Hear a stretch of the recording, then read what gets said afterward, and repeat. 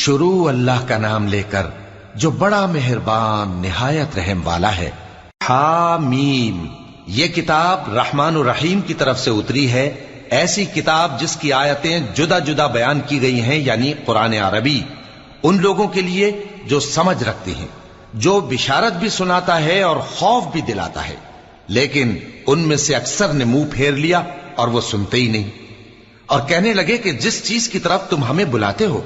اس کی طرف سے ہمارے دل پردوں میں ہیں، اور ہمارے کانوں میں بوجھ یعنی بہرا پن ہے، اور ہمارے اور تمہارے درمیان ایک پردہ ہے، تو تم اپنا کام کرو، ہم اپنا کام کرتے ہیں۔ کہہ دو کہ میں بھی آدمی ہوں جیسے تم،